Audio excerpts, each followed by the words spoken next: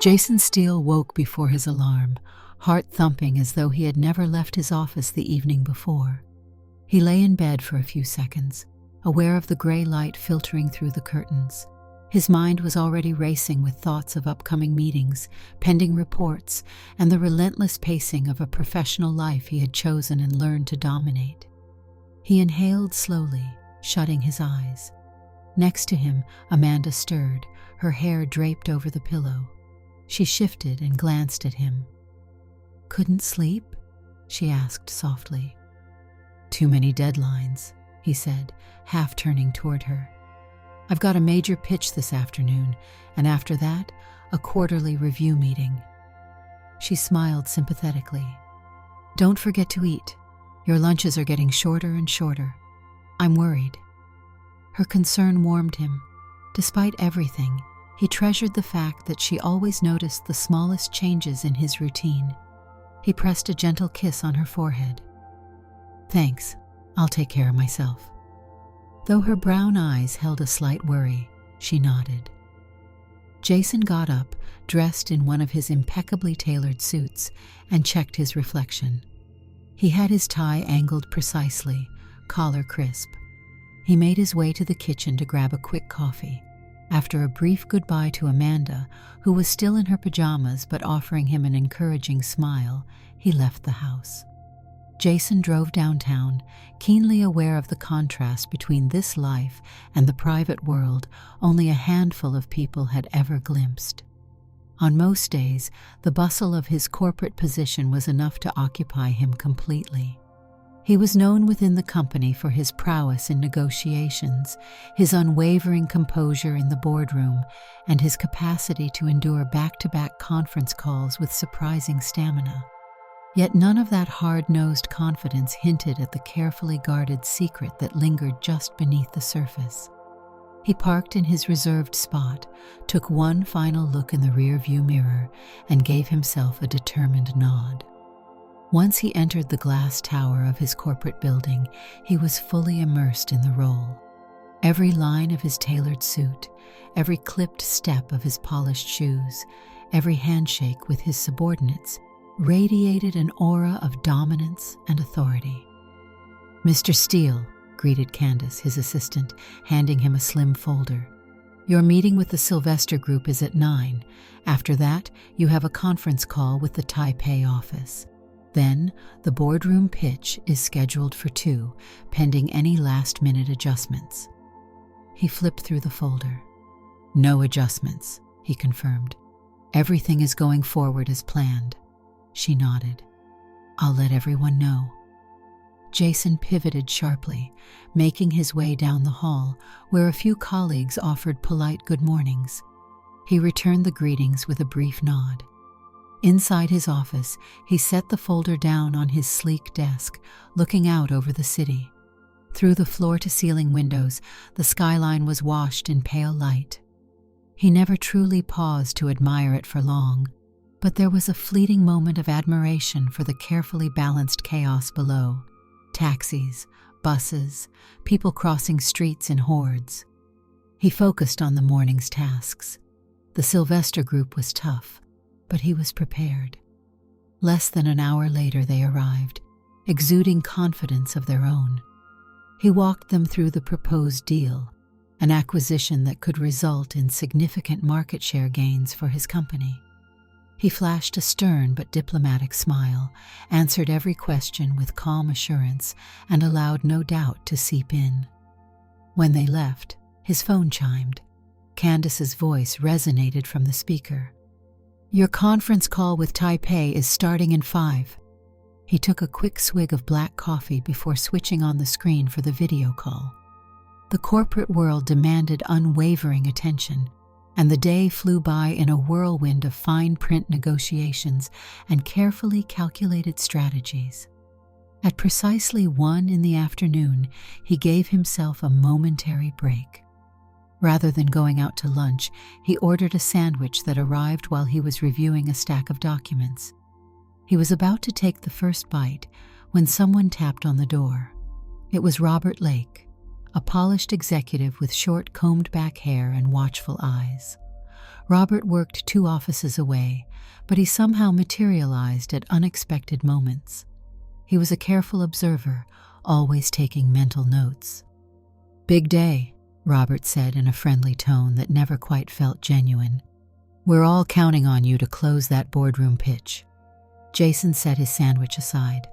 "I have no intention of letting the company down." He gestured for Robert to enter. Robert stepped forward, flashing a smile. "Would you like to go over any final details together? Maybe refine the bullet points?" Jason shook his head. "I've got this under control. Appreciate the offer, but I'd rather keep my approach consistent." Robert's smile never wavered, but Jason could sense the tension behind it. "Sure," Robert said. "If you need anything, you know where to find me." When the door closed behind him, Jason exhaled quietly. Robert was undoubtedly ambitious, and Jason sensed that the man was eager to find any angle that might allow him to overshadow Jason.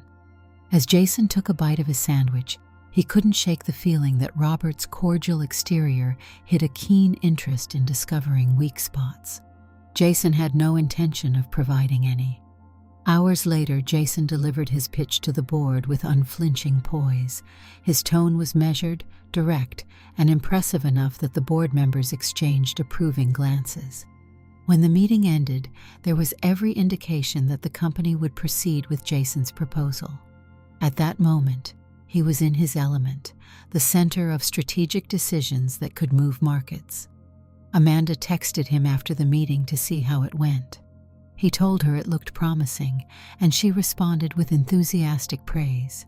He smiled at the phone, feeling a pang of guilt for the fact that he never had enough time for her these days. Ambition came at a cost, he knew, but he promised himself that he would make more time soon. By 6, he was on his way home, mind still buzzing with the day's successes. The moment he walked through the front door, the delicious aroma of a home-cooked meal flooded his senses. Amanda welcomed him with a hug. She wore a soft sweater and jeans, her hair pulled into a casual ponytail. "How did it go?" she asked. "Your text suggested it was a success." He hung his jacket on a rack. It was. The board gave positive feedback. Everyone expects the negotiation to finalize by early next week. "That's wonderful," Amanda said, smiling brightly. "Let's celebrate with dinner. I made something special." A quick mental tug reminded him that this was the part of his life he cherished most. Amanda had always stood by him, even though she wished he would slow down. They sat at the dining table, chatting about their days. Amanda talked about her volunteer project at a local community center, describing how fulfilling it felt to help organize events. Jason listened, occasionally offering supportive comments. When they finished eating, they put the dishes away together. In the comfortable glow of the kitchen lights, she observed him. "I can tell you're still on edge," she said gently. "Do you want to relax?" He nodded. "Maybe later. Right now, I have some work calls scheduled with international clients." She gave him a concerned look, but didn't protest. She only reached out and squeezed his hand. "I'll be in the living room if you need me." Jason made his way to the small home office. He spent the next 2 hours buried in emails, time zone differences forcing him into late-night calls. He noticed some unusual expenses on his credit card statement, carefully hidden among typical charges for business dinners.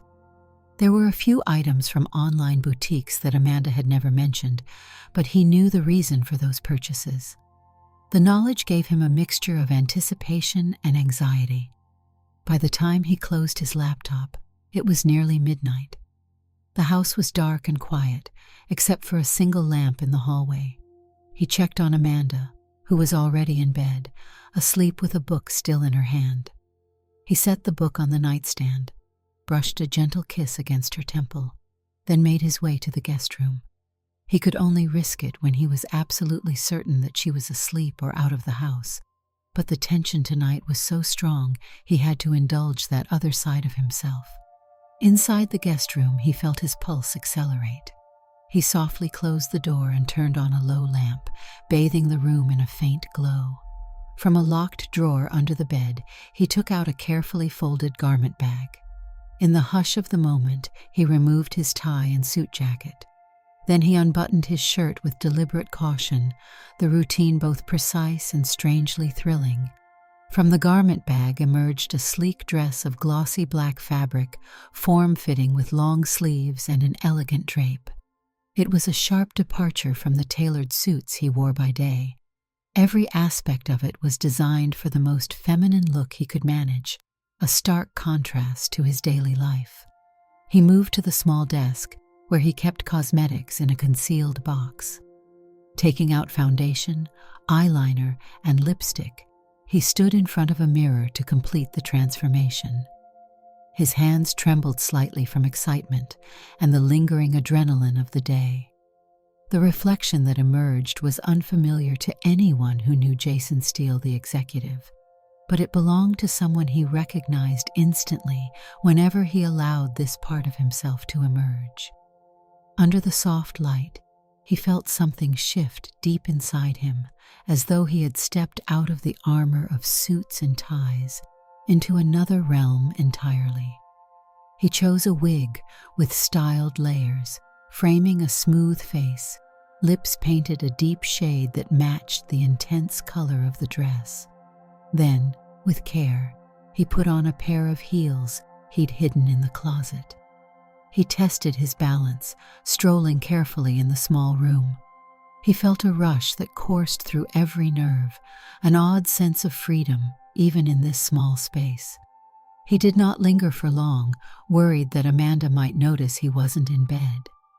Instead, he stood in front of the mirror, admiring the sharpness of the reflection. A part of him wanted to remain that way for hours, ignoring tomorrow's corporate demands, ignoring the exhaustive cycle of phone calls and spreadsheets. Instead, he took one last look, carefully removed the dress, wiped off the makeup, and returned everything to its hidden place. Before stepping out of the guest room, he double-checked for any stray evidence, any trace of powder or lipstick. Satisfied, he quietly slipped out and tiptoed back to the master bedroom, sliding into bed next to Amanda. She stirred slightly, but didn't wake. In the following days, he was swept up by the complexity of finalizing the deal with the Sylvester Group. The negotiations were fierce, and Jason found himself exchanging pointed emails and enduring tense phone calls. Robert was hovering more than usual, offering assistance and dropping into Jason's office unannounced. Jason could sense that Robert was biding his time, waiting for some misstep he could use to his advantage. At home, Amanda began to show curiosity about new charges in their shared account. "I noticed a purchase at an online boutique," she remarked one night, flipping through a credit card statement. "It's not one I've used before. I don't mind if you got me a surprise, but do I get a hint?" Jason stiffened momentarily but kept his expression neutral. "Right, that must have been a gift I was planning. I'm sorry. I wanted it to be a surprise. It hasn't arrived yet, so I didn't mention it." Amanda looked intrigued. "I see. Well, I'm looking forward to it." He smiled, feeling a pang of guilt. "I hope you'll like it." Though she seemed mollified, Jason couldn't help wondering how long his subterfuge would hold. He had never planned to deceive Amanda, but the reality of his private habit was complicated. For years, he had relied on business trips, or nights she spent visiting relatives to indulge that hidden side. Lately, the pressure at work had grown, and with it his desire to step into that other realm more often. The more he tried to keep these two worlds separate, the more they collided in subtle ways. One Friday afternoon, he found himself heading out for a business trip to Chicago. Amanda kissed him goodbye at the door. "Be safe," she said. "I'll call you every night," he promised. He boarded the plane, carrying the well-organized binder of documents for the weekend conference. He had also brought a carefully concealed bag, Once he checked into the upscale hotel downtown, he felt that tingle of anticipation. He attended the evening networking session, exchanging pleasantries with colleagues. Later, in the privacy of his hotel suite, he locked the door and took out the hidden items: a new lavender dress with intricate lace and a matching pair of shoes. He had rarely chosen a color so vibrant. It was more striking than his usual black or gray dresses. Yet, he had grown bolder with each secret outing. Just after midnight, he began to transform. He left the overhead lights off, relying on a floor lamp by the window. The reflection in the full-length mirror was different in this setting, outside the confines of the guest room. He applied makeup with a calmer hand, lips in a shade of rose that balanced against the lavender. Once he put on the wig, he surveyed the entire image. Something about being in another city, away from the usual constraints, made the experience electric. He then noticed a small card on the bedside table, an invitation from the hotel for an exclusive lounge on the top floor. Part of him wanted to open that door and glide down the hallway in this attire, experiencing a moment of liberation in a public space. But the potential risk paralyzed him. He couldn't afford to destroy his reputation if someone recognized him. He was both tempted and alarmed by the possibility. In the end, he quietly slipped out of the dress, carefully packed everything away, and washed off the makeup. The choice between indulging and preserving his professional life weighed heavily on him, and he reminded himself that he had too much at stake.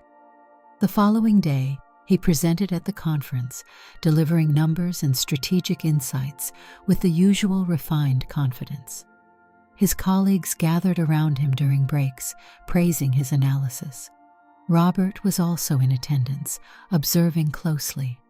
Once or twice, Jason caught Robert studying him with a speculative gleam. During a coffee break, Robert approached. "Good job on that presentation," he said. "I heard some rumors you'd been working on something extra behind the scenes." His tone was casual, but there was a probing quality beneath it. Jason raised an eyebrow. "I'm always working on side projects," he replied smoothly, "but I can't share everything prematurely." Robert nodded, sipping his coffee. "I guess that's how you stay ahead of the game. Well, keep it up." He turned and blended into a group of other executives, leaving Jason unsettled. The idea that Robert might be hinting at his personal secret sent a chill through him.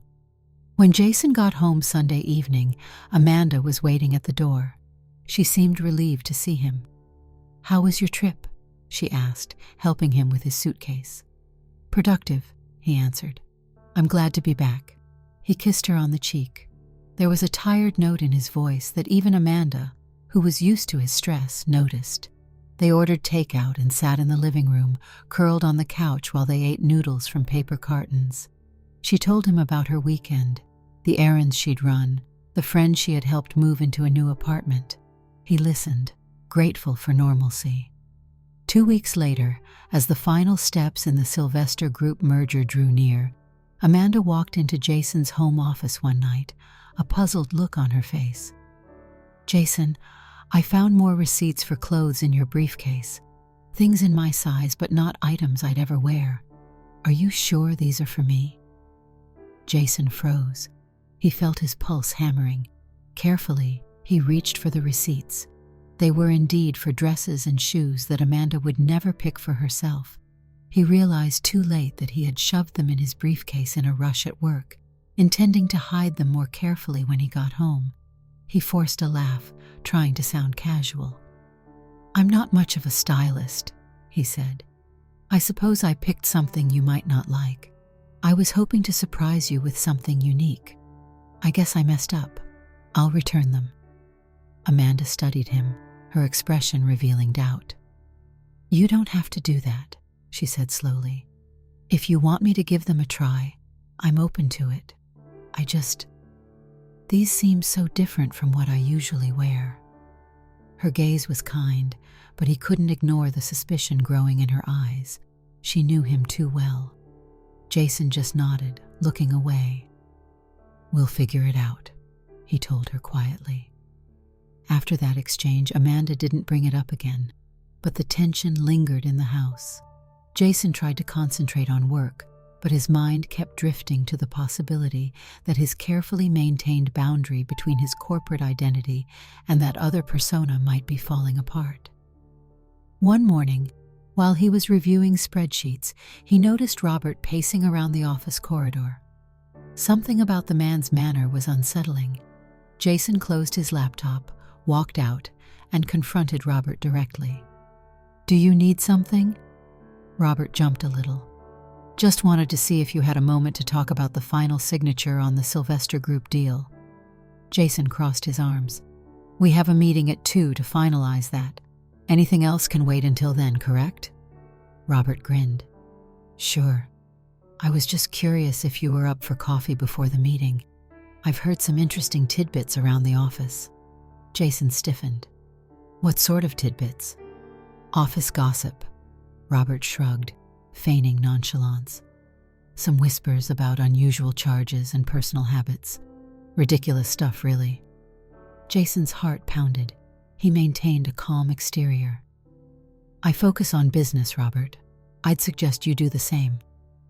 Robert gave a slow nod. "Absolutely. I'll see you at 2. He sauntered off, leaving Jason to wonder who else might have caught a hint of his private life. The following weekend, the Sylvester Group deal officially closed. Company heads gathered to celebrate in a lavish dinner.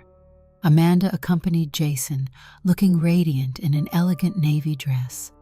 They were seated at a large round table among other executives and their spouses. The conversation was light and polite. Toasts were made to the new venture. Jason was forced to make a short speech about how pleased the company was to partner with Sylvester. He kept it brief, yet effective. After dinner, Amanda noticed that Jason was quieter than usual. He was scanning the crowd, and occasionally his gaze would linger on Robert, who stood at the bar, chatting with a couple of board members. Robert kept glancing in Jason's direction, as though he might approach. "Jason?" Amanda asked, tapping his arm gently. "Is something bothering you?" He forced a small laugh. "Everything's fine. Just a lot on my mind." She reached for his hand under the table. Her gentle squeeze reminded him that he wasn't alone. He held her hand in return, grateful for her steady presence. He hoped the momentary comfort wasn't too transparent. Despite the successful merger, his nerves were fraught. The idea of his secret emerging in such a high-stakes environment weighed on every breath he took. When they finally left the dinner, Robert intercepted them in the lobby. "Steele," he said smoothly. "That was quite a speech. Congratulations. You must be celebrating at home tonight." Jason managed a polite nod. "We will," he replied. "Enjoy your evening." Robert's gaze flicked from Jason to Amanda, then back again. "You two have a good night." His tone was entirely too knowing. A coil of dread wound in Jason's stomach. As Amanda and Jason headed to their car, Amanda asked, "Is that man always so forward?" Jason exhaled sharply. "He's ambitious. He's probably fishing for an angle to move up the ladder. I wouldn't worry." She accepted his explanation, but seemed unconvinced. On the drive home, Amanda rested her head against the passenger seat, looking out at the city lights. Jason realized with an ache that she might be picking up on more than he cared to admit. That night, after they got home, Amanda changed out of her formal clothes and lingered in the living room while Jason poured himself a stiff drink. He nursed it in silence, feeling her eyes on him. "Are we going to pretend that nothing's wrong?" she asked, her voice soft but insistent. He set the glass down. "I'm not pretending, Amanda. It's just been a stressful few weeks." She inhaled. "There's something bigger here. The receipts, your evasiveness, the tension at these social functions. It's not normal." He struggled to find words, pressing his lips into a thin line. "I can't talk about it." She stared at him, anguish in her eyes. Why not? We're partners, aren't we? Unable to respond directly, he finished his drink in a single gulp, then stood. I'm going to take a shower. We can talk tomorrow. He left her there. Hot water pounded down on him in the shower, and with it came a flood of fears. She deserved honesty, but he was afraid. The corporate world could be unforgiving, and he worried about the personal implications, about what she would think, whether she would see him as less of the man she'd married. He dried off, brushed his teeth, and retreated to bed, feigning a sudden weariness. Amanda turned off the bedroom light, and the darkness settled around them, thick with unspoken concern. In the morning, she was already up when he emerged from the bedroom. She seemed subdued, but said nothing about the previous night's conversation. He left for work feeling a weight on his chest that made it hard to breathe. At the office, the atmosphere was oddly still after the flurry of the merger. It was as if everyone was pausing to catch a breath. Jason, however, felt none of that relief. He was drafting a follow-up agreement when Candace knocked and announced that Robert wanted a moment. "Send him in," Jason said curtly. Robert slipped through the door. "Hello, Steele. Mind if I close this?" Jason gestured for him to do what he wanted. "What can I do for you?" Robert shut the door, then looked around as if confirming privacy. "I've been hearing interesting rumors. People who have seen you running certain personal errands or surprising purchases that don't quite match your wife's preferences." Jason didn't respond, just fixed his stare on Robert. Robert continued. "No one said anything officially, of course, but in this cutthroat environment, well, I'd hate for anything to compromise your standing." Jason clenched his jaw. "Is this blackmail, Robert?" A slow smile slid across Robert's face. "I'm only here to warn you that certain circles are whispering. I wouldn't want our star negotiator to lose respect in the eyes of the board, or to have marital problems should certain details come to light." Jason's breathing grew heavy. "So, if I want my private life to remain private, what exactly are you suggesting I do?" Robert made a dismissive wave. "Don't jump to the worst conclusion. I'm not demanding hush money. Let's just say that when a position opens for Vice President of Operations, I'd appreciate your endorsement. You're influential with the higher-ups, especially after this big merger. A recommendation from you would go a long way." Jason's hands tightened into fists on the desk. He took a slow breath, forcing himself to remain calm. "You want me to help you climb the ladder? Or you spread rumors? That's the gist." Robert shrugged. "Look, it's a win-win. You keep your reputation intact, and I get a well-deserved promotion."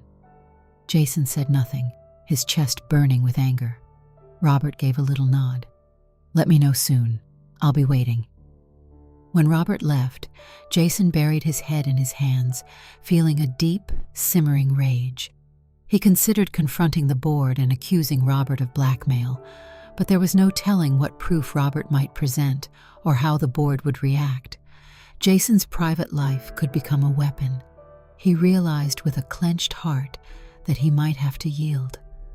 At home that evening, Amanda could see something was wrong the moment he walked in. "You look like you've been in a fight," she murmured, touching the tension in his shoulders. "It was a rough day," he admitted, dropping his briefcase by the door. "Let's sit." They went into the living room. Amanda perched on the edge of the couch, watching as he tried to find the right words. Finally, he looked her in the eye. "I haven't been honest with you," he began slowly. "There's something I do. It's very private, and I've tried to keep it hidden because I'm not sure how you'll react. Also, I worry about how it might look to people at work." Amanda's face was unreadable, but she said, "Go on." Jason swallowed. "Sometimes, to deal with the stress, I adopt a different persona, a female persona. I have dresses, makeup, a wig. When I can, I transform into Jessica. It's not about being with anyone else or changing who I'm attracted to. It's just something that helps me cope, I guess.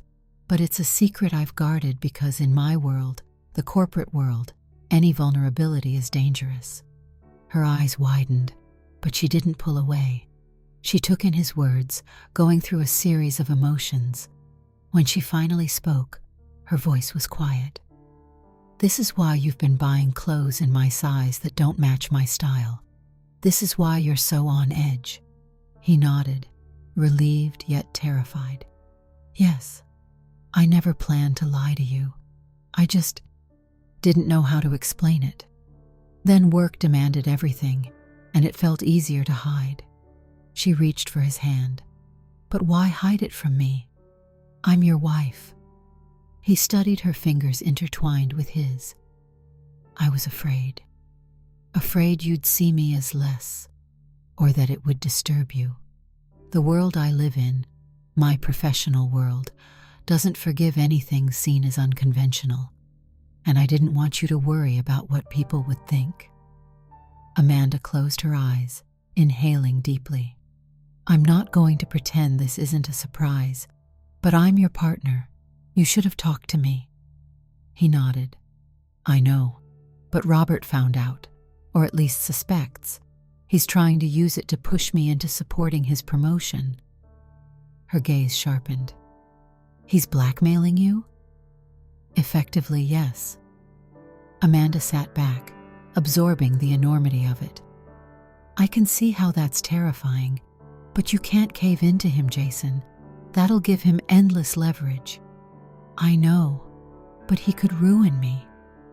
She looked into his eyes. "Would it really ruin you? You're respected. Even if some people gossip, it might not destroy you. Have you thought about the cost of letting him manipulate you?"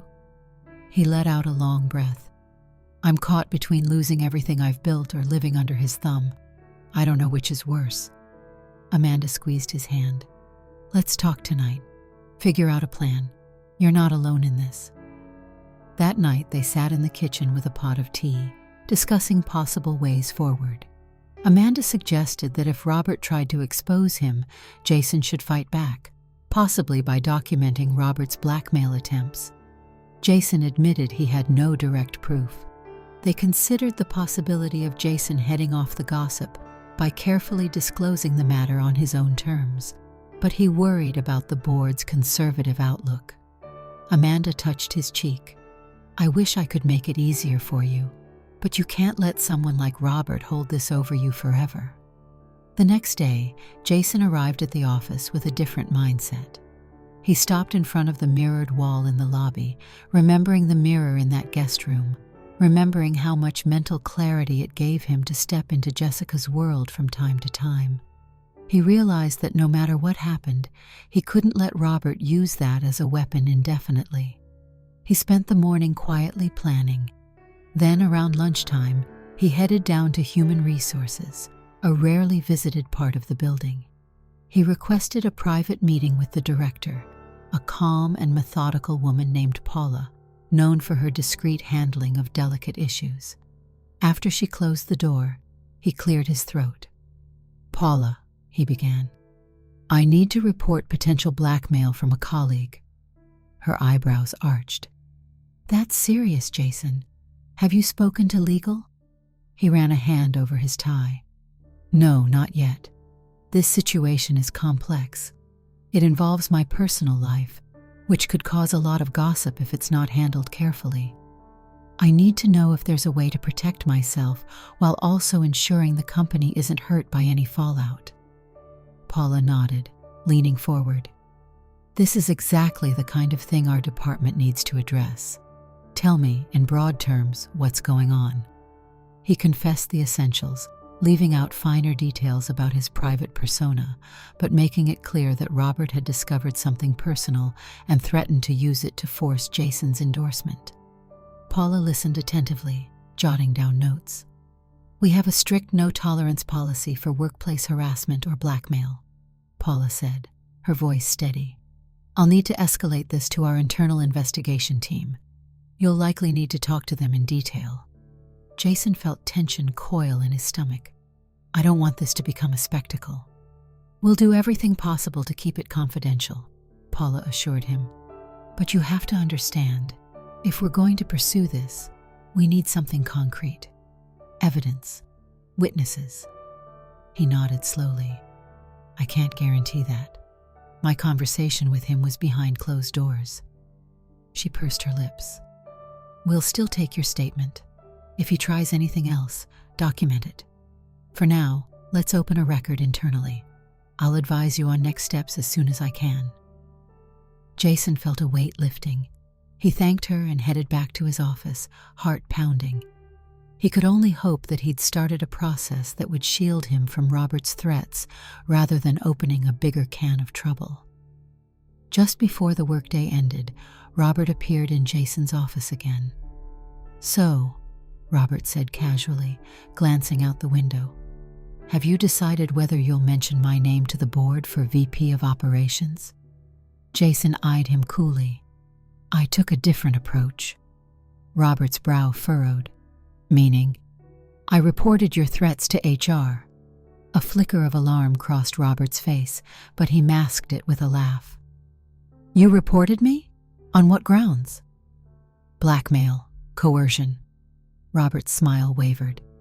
"You have no proof." Jason shrugged. "I did what I had to do. I won't be bullied." Robert's eyes darted around as if seeking a way to reverse the situation. "This is a misunderstanding," he began. "We had a conversation." "Our conversation crossed a line," Jason cut in. "If you think I won't defend myself, you made a serious miscalculation." Robert stood there, mouth slightly open. For a moment, he seemed ready to continue pressing, but then he clenched his jaw. "Fine," he muttered. "We'll see what happens." He turned and left. Jason felt adrenaline rushing through him, although he had no absolute guarantee that the board wouldn't react badly if details emerged. He was done cowering. That evening, he told Amanda what had happened. She seemed proud of him. "I know it's risky," she said, "but you're standing up for yourself. That matters. Even if it's complicated, you're not letting him dictate your decisions." In the days that followed, an internal investigator from HR requested private interviews. Jason gave his account. Robert, in turn, denied any wrongdoing, claiming that Jason had misunderstood a friendly conversation about advancement. HR found themselves at an impasse. No one had been present for the exchange. No recorded evidence existed. Robert had chosen his words carefully. Yet the tension didn't fully explode. Possibly, Robert realized that making a public scene of Jason's personal life would tarnish Robert's own reputation as a blackmailer. The confrontation had served as a warning. Jason wasn't simply going to fold. Meanwhile, the corporate environment moved on, as it always did. The Sylvester Group partnership advanced. New deals were lined up. Jason kept putting in long hours, though now Amanda knew about his private life. One night, she quietly knocked on the guest room door. He'd just finished a call with a client in Europe. "Hey," she said, stepping in softly. "Can I see that side of you?" Jason froze, an odd flush spreading across his cheeks. "You want to see me? Like that?" Amanda nodded, looking both curious and calm. "Only if you're comfortable. I want to understand." He hesitated, then retrieved the locked box from under the bed. From it, he took out a shimmering dress of pastel blue, along with a wig and a small makeup kit. Amanda watched each step. There was an unspoken sense of respect and seriousness in her eyes, as though she recognized how intimate and delicate the act was. When Jason emerged from the bathroom, hair styled in the wig, makeup carefully done, and wearing the dress, he felt a wave of nervousness that was different from his typical calm. Amanda took in the sight, her expression open and sympathetic, though still registering some surprise. She approached, gently touching the fabric at his sleeve. "You look so different," she murmured. "I can see how much effort and precision you put into every detail." He swallowed. unsure how to respond. "It's just a part of me I explore to relieve stress," he said, choosing his words carefully. "I don't want to hide it from you anymore." She nodded. "I don't fully understand it, but I'm here." A gentle smile crossed her lips. "When I married you, I vowed to stand by you, even if things got complicated." He felt a rush of gratitude. For a moment, they simply stood in silence, the hush of the house surrounding them. Then Amanda asked if she could help with his makeup next time, if he ever wanted a different look. He could barely speak for a moment, nodding his agreement, feeling an unexpected closeness blossom between them. Over the next couple of months, the blackmail issue receded into the background. Robert stayed quiet, likely aware that pushing any rumors would risk an investigation that could harm him as well. Jason continued to navigate the complexities of upper management, thriving in negotiations and forging new alliances with partner firms. At times, the pressure soared. Late-night coffee fueled his deadlines, and morning workouts kept him sharp. Whenever the tension threatened to overwhelm him, he knew he had an outlet.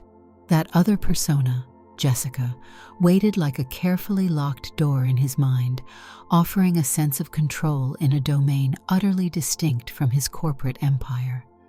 Amanda didn't mention the cross-dressing often, allowing Jason to broach the subject when he felt comfortable. Occasionally, she would walk into the guest room and discover him standing before the mirror, wearing a sleek dress, testing out different hairstyles with the wig. She would watch for a moment, and sometimes she would say with a small laugh, "Let me help you fix the mascara," or "That lipstick color might be too dark for the dress." Each time it created a moment of warmth that steadied Jason more than he would have imagined. One evening, as Amanda folded laundry in the bedroom, she said, "I'm glad you trusted me enough to be honest." Jason, who was leaning on the doorframe, nodded. "I wish I had been honest sooner. It would have saved us both a lot of stress."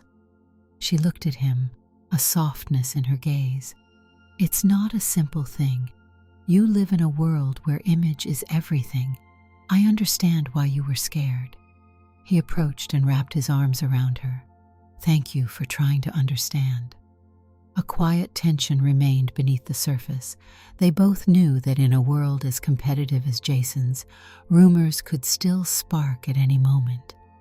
But for the time being, Robert seemed content to bide his time, or had decided Jason was too risky a target. The other executives had no outward sign of curiosity, and the deals kept rolling in.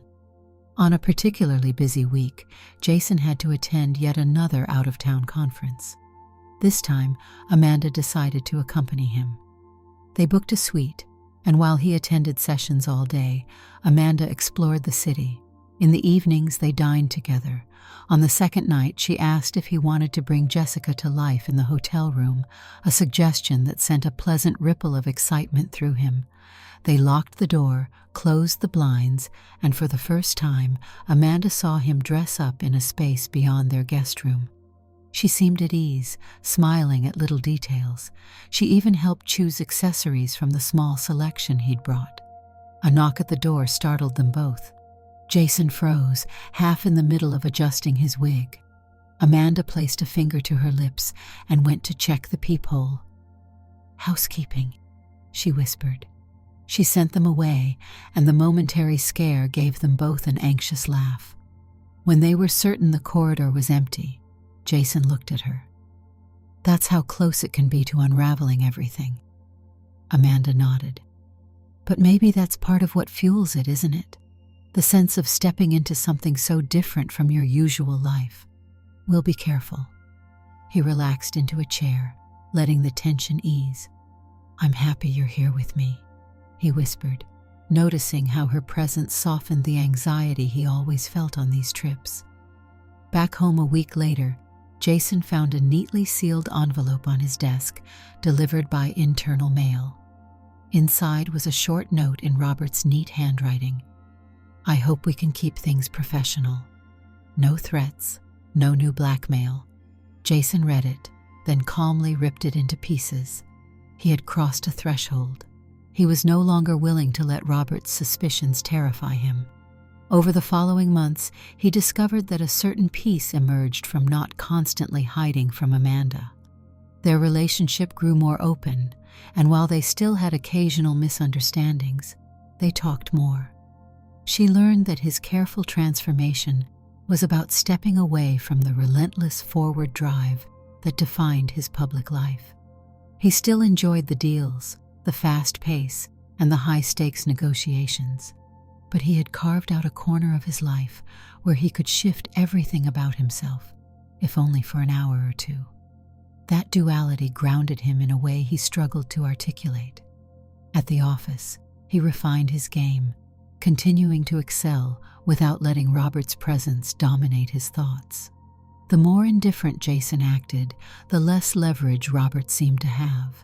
The fact remained that if Robert ever tried to publicly smear him, it would hurt them both. What had once been a secret threat now felt more manageable. Amanda never forced him to share anything he didn't want to, but she made space in their life for occasional moments when Jessica could appear. Sometimes they might watch a movie together in the guest room, with Jason in a neat skirt and blouse, and Amanda next to him on the couch. She asked mild questions about how certain fabrics felt, or how he managed to walk so gracefully in high heels. In a quiet voice, he'd admit that he practiced discreetly for years. It was still odd for them both, but they found a rhythm that allowed them to remain a team. One evening, Amanda placed a small gift bag on the kitchen table. "Open it," she said, smiling. He looked inside and found a pair of elegant gloves in deep burgundy velvet. "Where did you find these?" "A vintage shop," she said. "I noticed you like long gloves with some of your dresses. I thought you might enjoy these." Emotion welled in him.